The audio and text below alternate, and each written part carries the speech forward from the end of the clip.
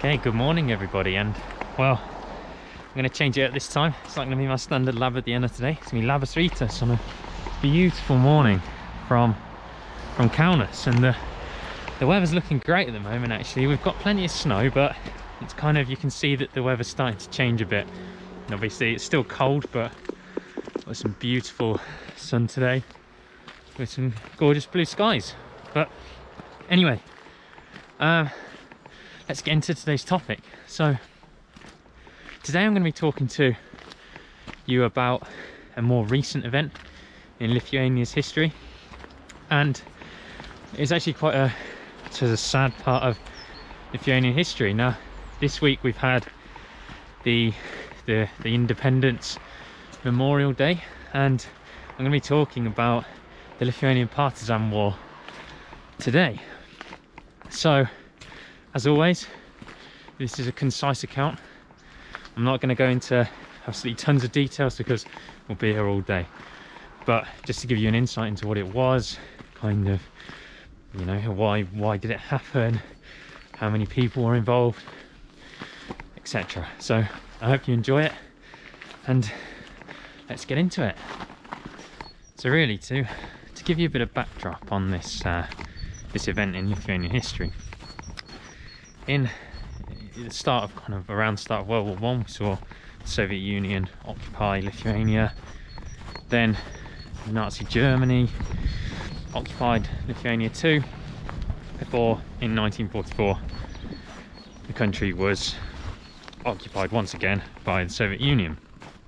And kind of in response to this occupation, we saw like tens of thousands of Lithuanian men join forces in the forests of Lithuania. There was estimated between the years 1944 and 1945 that 30,000 Lithuanian men joined together to fight against these the occupying nation forces, whatever you want to call the Soviet Union, basically.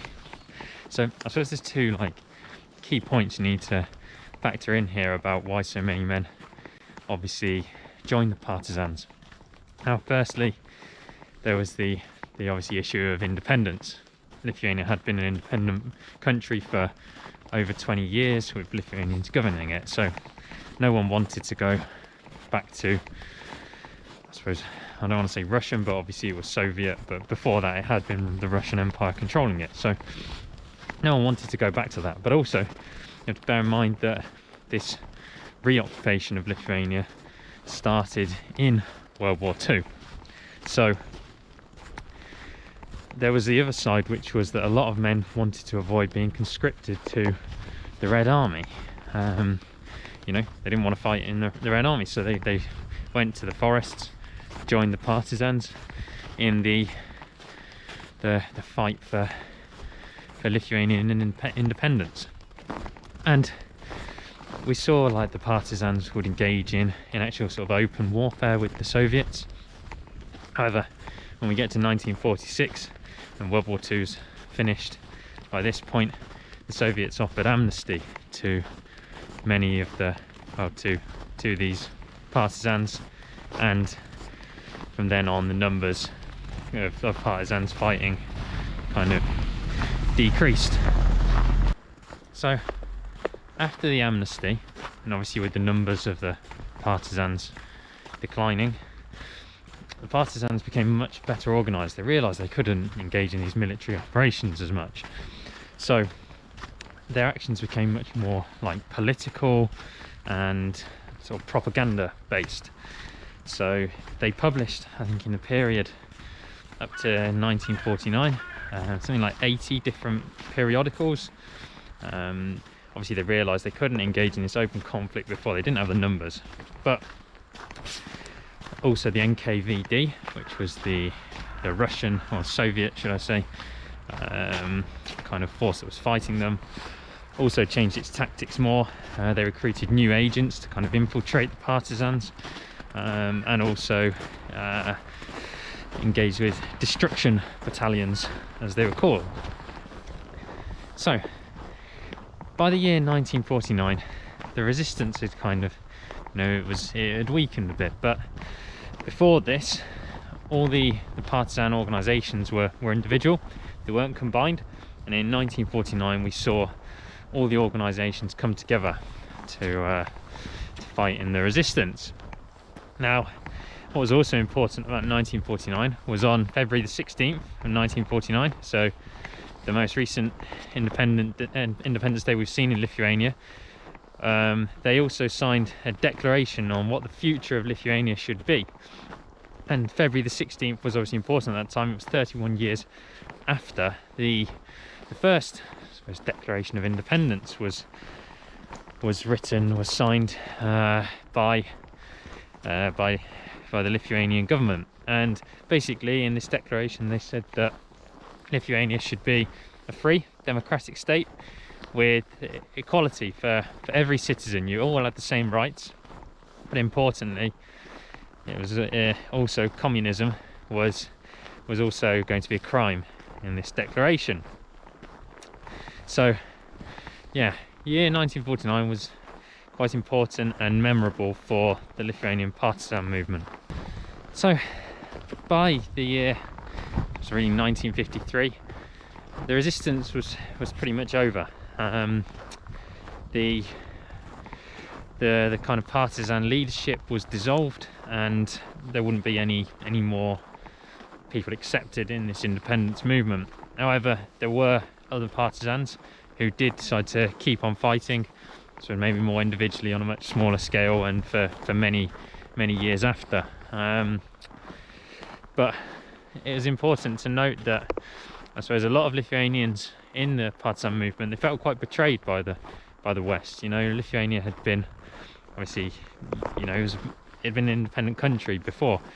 They didn't feel like they should have been part of the Soviet Union and reoccupied, and they were waiting for the West to, I suppose, support them and help them regain their independence. Unfortunately, it never came, and I guess you can obviously understand why the West may have been tentative to get involved in these independence struggles, because of it had just been a massive world war like had never been seen before.